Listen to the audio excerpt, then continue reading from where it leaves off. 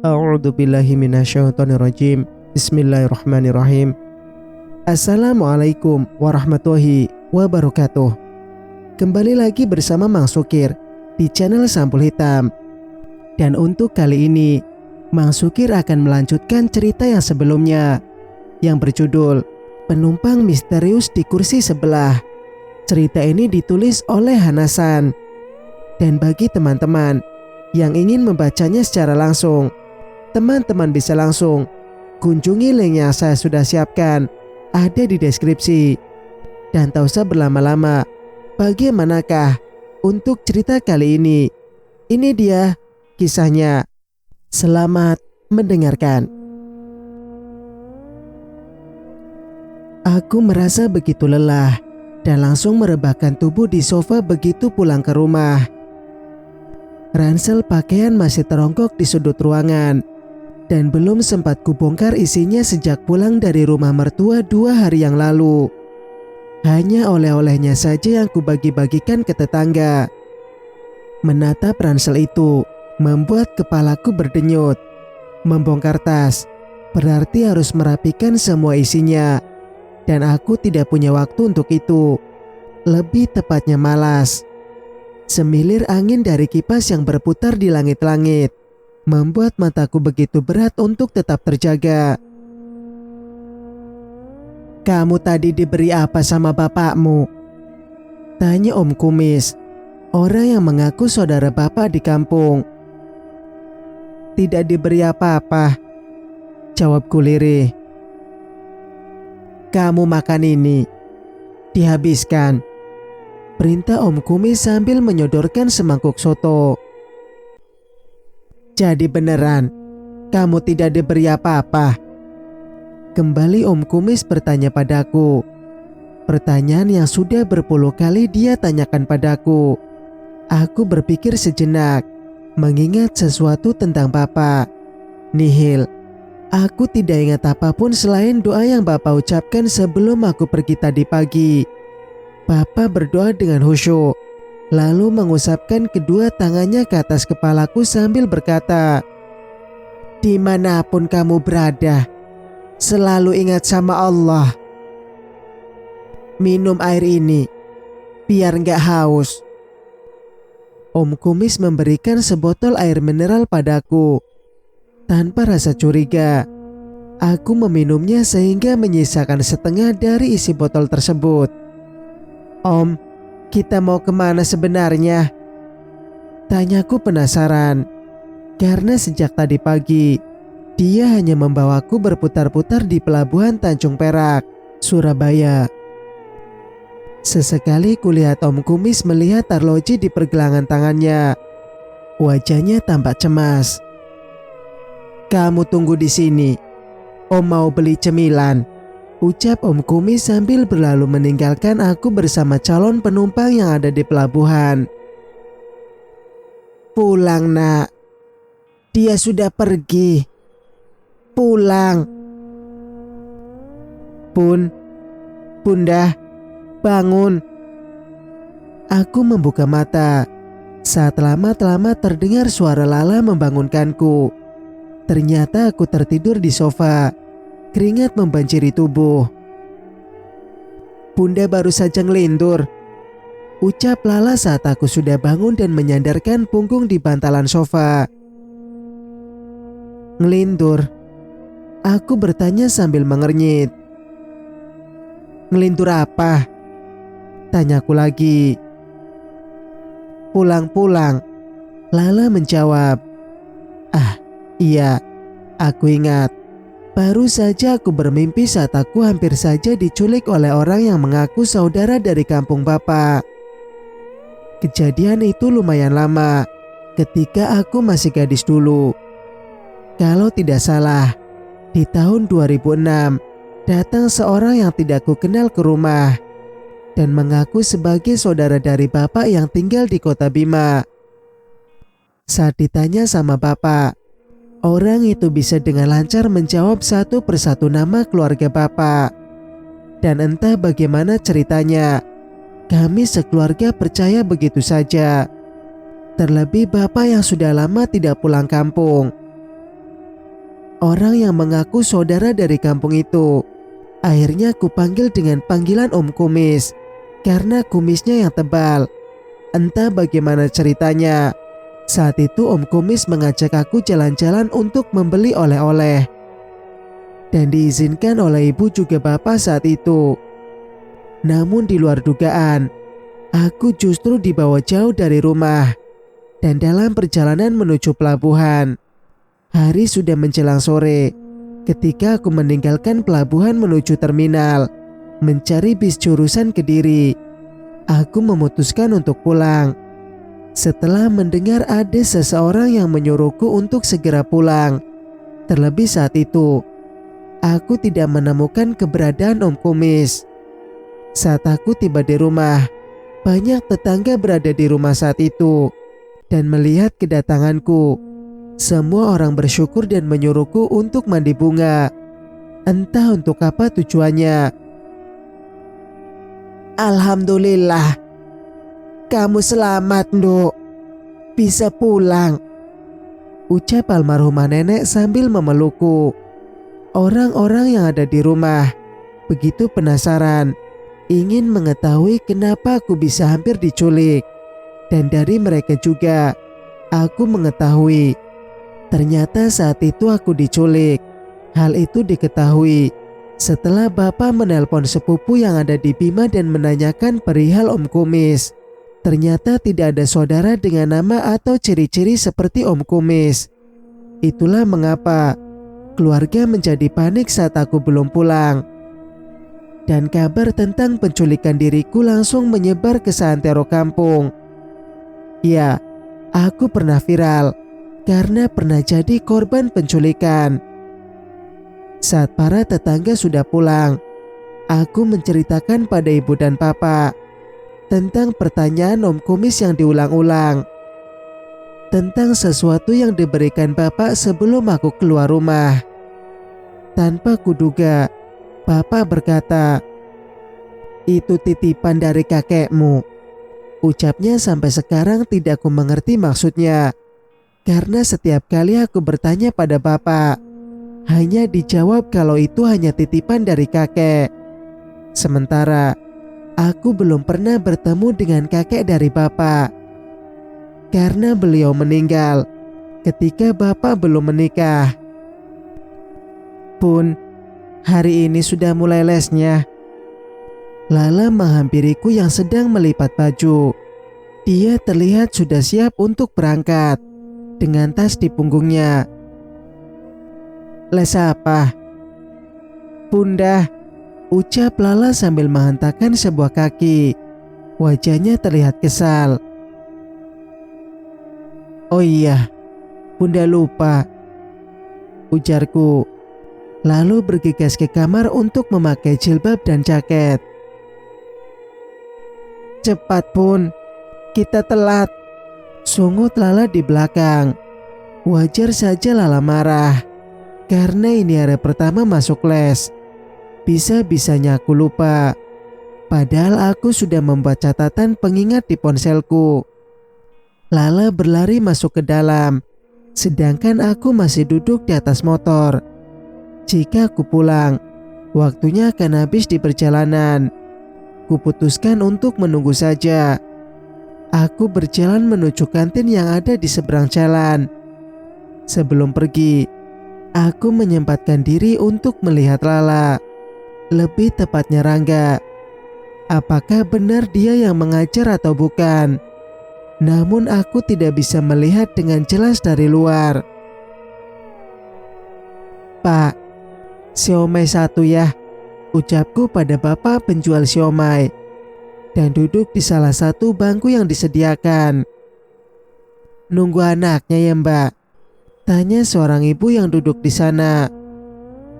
Iya, Mbaknya juga, tanyaku balik. Dia tersenyum lalu menjawab, iya, sama Pak Rangga juga. Simba kembali bertanya. Iya, jawabku singkat. Ngajarnya bagus kok. Anak saya yang besar juga dulu dia yang ngajar. Dia melanjutkan. Aku manggut-manggut menanggapi ucapannya. Itu artinya dia sudah mengenal baik Rangga. Setidaknya pernah berkomunikasi. Tanpa terasa, 1 jam aku berada di kantin dan mengobrol dengan teman baru yang ku ketahui bernama Mbak Tina. Darinya aku mengetahui kalau Rangga berasal dari Jawa Barat. Aku menarik napas dalam. Sepertinya apa yang kualami beberapa waktu lalu memang bukan mimpi. Jika benar apa yang dikatakan Tina. Kulirik arloji di pergelangan tangan. Kurang 5 menit lagi Lala selesai. Tina menyenggol lenganku saat seorang gadis datang. Kuikuti pandangannya yang menatap gadis tersebut. "Kenapa, Mbak?" tanyaku penasaran. "Itu pacarnya." "Pacar siapa?" Aku membulatkan mata, tidak mengerti dengan apa yang dikatakan Tina. "Pacar Rangga," lirihnya. "Oh, dulu pacarnya bukan itu loh," lanjut Tina. "Maksudnya?" tanyaku sambil memutar tubuh menghadap padanya. Sepertinya aku mulai tertarik dengan ucapannya. "Aku dengar Rangga sudah punya tunangan, bahkan pernah datang ke sini juga. Tapi katanya sudah putus dan sekarang ganti sama dia," terang Tina. Aku tidak menanggapi ucapan Tina karena aku merasa tidak nyaman untuk bergosip tentang orang yang tidak kukenal. "Benarkah?" ujarku kemudian. "Kasihan loh Mbak tunangannya," Tina melanjutkan. "Tunangannya kenapa?" selidikku. "Sedang sakit keras." Aku terdiam, lalu memberanikan diri untuk bertanya pada Tina, dari mana dia mendapat kabar tersebut. "Kok Mbak bisa tahu?" selidikku. "Banyak yang tahu, Mbak. Orang tua tunangannya datang ke sini, memintanya untuk pulang. Tapi kenapa?" kejarku, karena dia menggantung kalimatnya. "Dia menolak." Aku kembali menghela napas dalam. Bagaimana mungkin seorang laki-laki menolak untuk menemui calon istrinya yang sedang sakit? "Banyak yang bilang dia tidak mau pulang karena pacar barunya." "Wah, gak benar," ucapku spontan. Kulihat beberapa anak sudah keluar. Aku pun memutuskan untuk melihat Lala. Aku berjalan menghampiri Rangga yang masih menjelaskan beberapa hal pada Lala. Melihat kehadiranku, Rangga berhenti lalu mendongak menatapku. Dia sedikit terkejut saat melihatku. Sementara aku berusaha menenangkan pikiran agar tidak bertanya pada Rangga tentang pertemuanku di bis saat itu. "Lala bisa mengikuti pelajarannya, hanya butuh banyak praktek," ucap Rangga setelah beberapa saat. "Saya kok seperti pernah bertemu ibu sebelumnya ya," Rangga berkata. Telapak tangan kurasakan menjadi berkeringat. Itu selalu terjadi setiap kali aku merasa gugup. Aku menunggu kalimat yang akan Rangga katakan selanjutnya. Namun sepertinya dia bingung. Hal itu terlihat jelas dari kerut di kening seolah sedang mengingat sesuatu.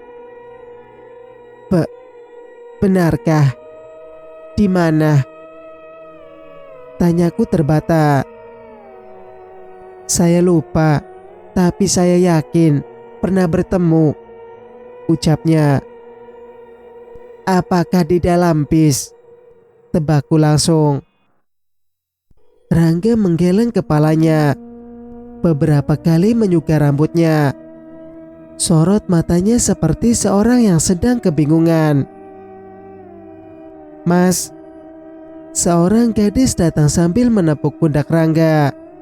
Dia adalah gadis yang menurut Tina adalah pacar Rangga. Salam sama Pak Rangga sebelum pulang. Titahku pada Lala sebelum kami pulang. Kutinggalkan Rangga dengan pikiran penuh tanya. Apakah benar dia pernah bertemu denganku sebelumnya? Apakah pertemuan kami terjadi ketika berada di dalam bis?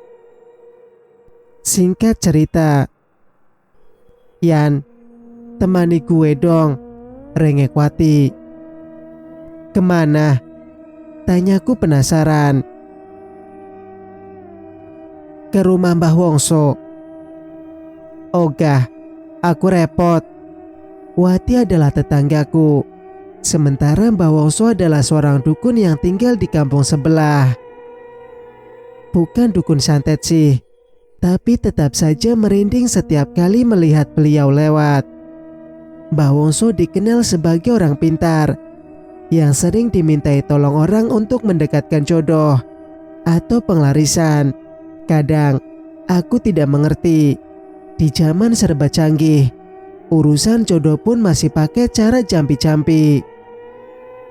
Bukannya minggu lalu sudah ke sana? Iya, tapi kok belum ada tanda-tanda ada cowok yang naksir, lirihnya. Kuhela napas dalam, lalu mengusap punggung Wati sambil berkata, coba kamu rubah penampilan. Sekali-sekali pakai rok, jangan tiap hari pakai kolor, ujarku. Tapi bukannya kamu sudah dikasih kembang kantil sama Mbah Wongso dan sudah kamu makan? Masa nggak ada efeknya? Gumamku kemudian. Mbah Wongso memberi kembang kantil pada Wati saat aku mengantarnya waktu itu, dan mengatakan pada Wati kalau dengan memakannya akan membuat pria yang disukainya akan mengejar-ngejar dirinya karena sudah diberi mantap pengasihan. Mana ada aku makan bunganya? Aku lupa, waktu itu kutitipkan padamu, jawab Wati. Yang benar kamu, kapan? Aku gak ingat. Itu, bunganya aku bungkus pakai tisu. Coba kamu cari, masih ada kalau belum kamu buang, ucap Wati kekeh. Aku bergegas masuk ke dalam kamar, membuka tas kecil yang selalu kubawa kemana-mana. Lalu jariku dengan cepat memilah satu persatu barang yang ada di dalamnya, hingga tanganku menyentuh tisu yang digulung. Cepat, aku membuka gulungan tisu dan menemukan kembang kantil yang sudah mengering di dalamnya.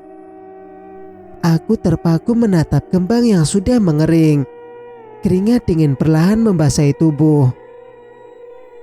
Apakah kejadian aneh yang kualami ada hubungannya dengan benda ini?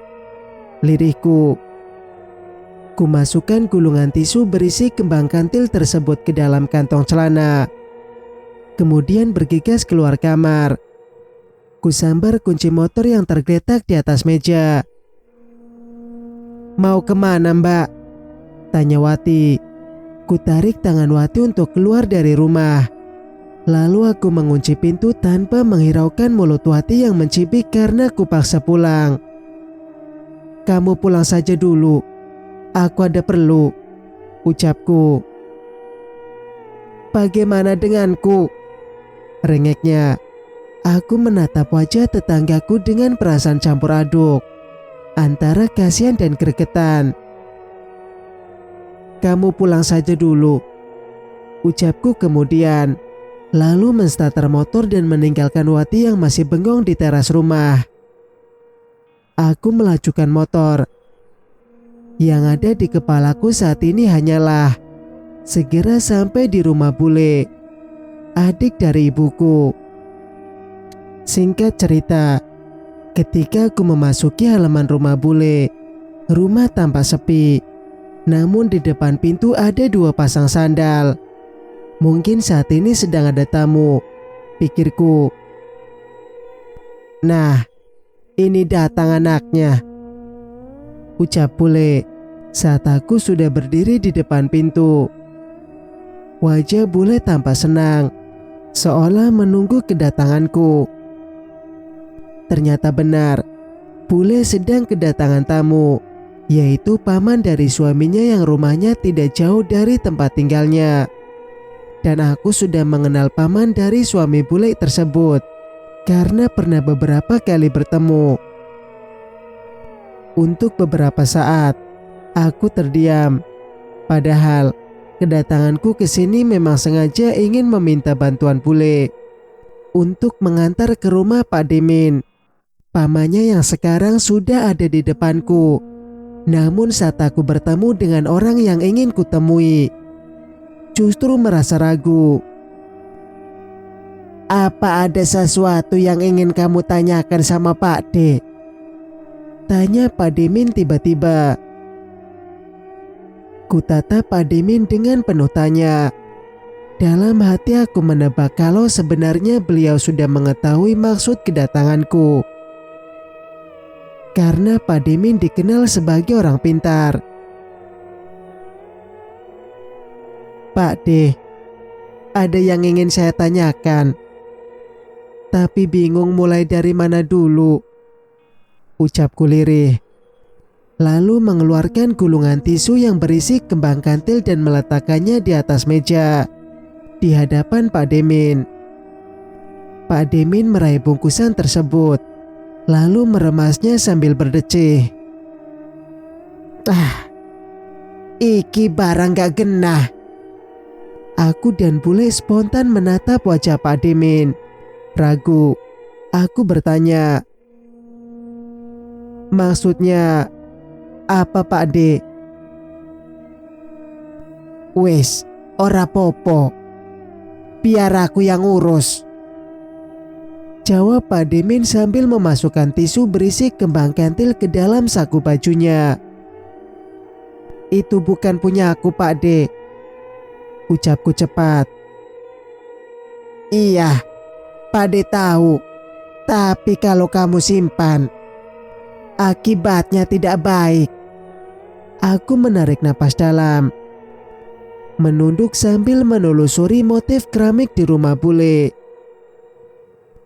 "Apa ada lagi yang ingin kamu ceritakan?" tanya Pak Demin, membuatku kembali mendongakkan kepala. Kualihkan tatapan mataku pada bule. "Ceritakan semua. Pak D sengaja kesini menunggu, biar dibantu sama Pak D," ucap bule. "Apakah Pak D juga tahu kalau saya bertemu dengan seseorang?" tanyaku. Pak Demin tersenyum, lalu menggeleng lemah. Aku merasa sedikit kecewa melihat ekspresinya. "Pak D tidak tahu siapa yang kamu temui. Cuma yang Pak D lihat, anak itu sedang bingung. Dia tidak tahu jalan pulang." "Kesasar," selidikku. Pak D kembali menggeleng sambil berkata, "Bukan kesasar, lebih tepatnya ditahan. Ada orang yang sengaja membuatnya tidak bisa pulang," bule menimpali. Sebenarnya, aku ingin menceritakan pertemuanku dengan Rangga ketika dalam perjalanan. Namun urungku lakukan saat Pak Demin mengatakan tidak tahu kalau aku bertemu seseorang dan memilih untuk mendengarkan penuturannya. Namun ada yang mengganjal pikiran. Siapa yang dimaksud Pak D sebagai orang yang tidak bisa pulang? Sebenarnya, siapa orang yang tidak bisa pulang itu Pak D? Tanyaku memberanikan diri. "Pak D tidak tahu pasti siapa dia. Tapi Pak D merasa kalau dia akan menemuimu." "Apakah dia laki-laki atau perempuan?" selidikku. "Bocah nom-noman," jawab Pak D singkat. Kembali ku tatap bule. Perutku tiba-tiba terasa sedikit mual seperti sedang naik mobil yang melewati jalan berbelok. Menanjak lalu turun dengan kecepatan tinggi sehingga membuat isi dalam perut seperti diaduk. Maaf mengganggu. Kemarin lupa memberitahu kalau jadwal Lala ganti hari ini dengan jam yang sama. Ku baca pesan yang baru saja masuk ke aplikasi. Berwarna hijau yang ternyata dikirim oleh Rangga. Dengan cepat ku balas pesan tersebut.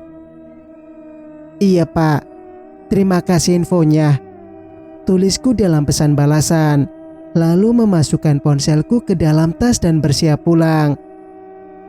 Karena harus segera berangkat mengantar Lala. Namun baru saja hendak berdiri, ponsel kembali bergetar. Tolong.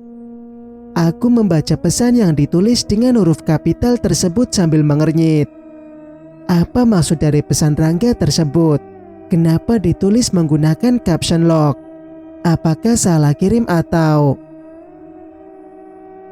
Pak Deh, Bule, aku pulang dulu. Mau ngantar Lala les, pamitku. Lalu bergegas kembali ke rumah untuk mengantar Lala. Sekaligus bertanya langsung pada Rangga maksud dari pesannya tersebut. Singkat cerita, lah, Bunda sholat ke masjid sebentar ya, pamitku pada Lala. Kebetulan saat aku sampai di tempat les, bersamaan dengan adzan zuhur. Bergegas aku melangkah ke masjid terdekat untuk menunaikan sholat. Kulipat mukena yang baru saja kupakai dan mengembalikan ke tempat semula. Ketika seorang ibu menghampiriku sembari berkata, Mbak, baru di sini? Tanya si ibu dengan tatapan mata teduh. Iya Bu, kebetulan mengantar anak saya les. Mbak sedang ada masalah? Tanya si ibu lagi. Ku jawab dengan menggelengkan kepala. Perbanyak zikir dan doa ya Mbak, ucapnya lembut. Aku melongo menatap si ibu, seperti mengetahui apa yang sedang kupikirkan.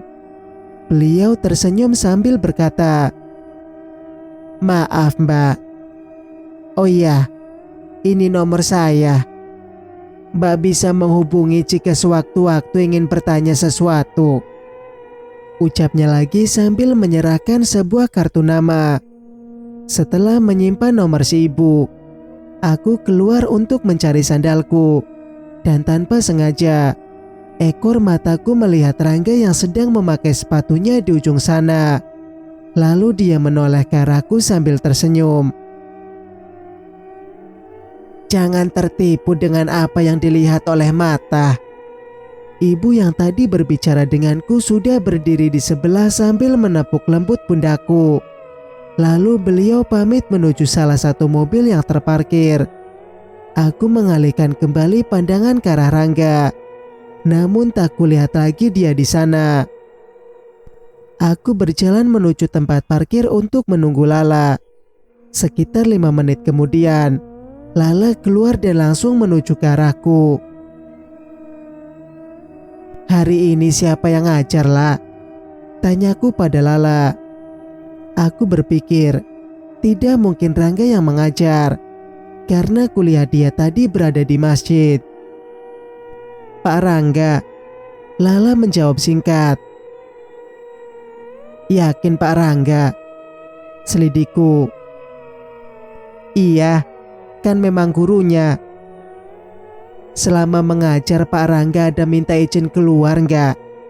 Tanyaku penuh selidik. Enggak. Nah, itu orangnya. Baru mau ke masjid. Lala berkata sambil memberi isyarat dengan dagunya. Kulihat Rangga berjalan dengan tergesa menuju masjid yang ada di seberang jalan. Kukucek mataku, meyakinkan kalau apa yang kulihat nyata, bukan halusinasi.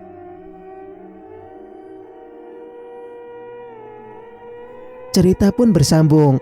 Jika kalian suka dengan ceritanya, jangan lupa untuk like, komen, dan subscribe channel ini agar bisa mendengarkan cerita-cerita berikutnya. Wassalamualaikum warahmatullahi wabarakatuh.